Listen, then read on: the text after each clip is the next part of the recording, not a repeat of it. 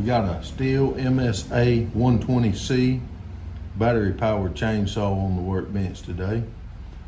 Welcome back, y'all, and thank you for joining me. This unit's been in the field about 3 years, so this video is going to be two things. It's going to be information about the unit itself, and then we're also going to go through this unit and see how it's fared after 3 years.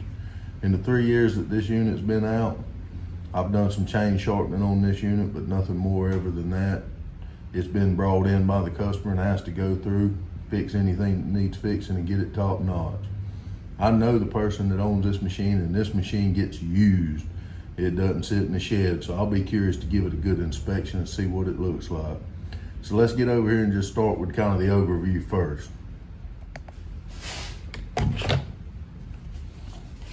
This unit contains Stihl's AK30 battery, rated at 36 volt, 4.8 amp hours.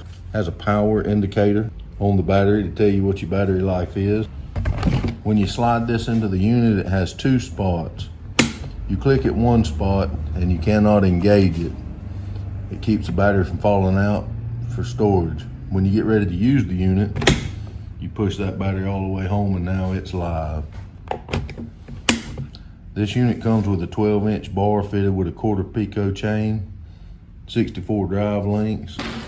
Features a toolless chain adjustment system. Really nice little package. Has your brake, has with your standard gasoline saws. So let's jump over here now and let's just start breaking this down and see what kind of damage we can find and how it's held up. Upon visual inspection on the outside, this has had a hole wore in it. That generally comes from trash getting wrapped up around the sprocket and the machine keeps going, creates friction, overheats it. Other than that, the outside of the unit looks sound. No cracks, no breaks. Let's remove that bar and chain. First, we'll remove this battery so that we don't accidentally have any problems. To remove that cover, you just flip this up and back it off.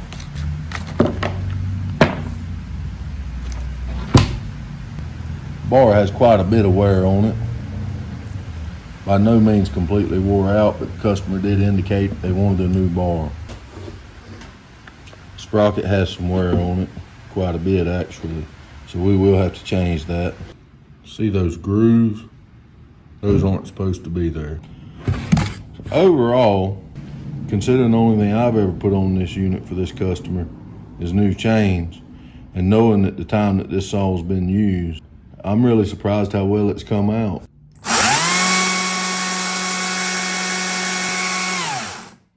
And as you can see, we're getting plenty of oil there.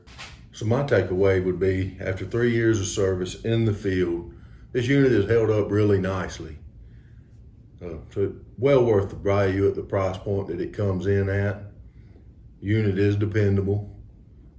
I strongly urge you to check these out. If you'd like to see one in your local, you come by the store and I'll show you what we got in there.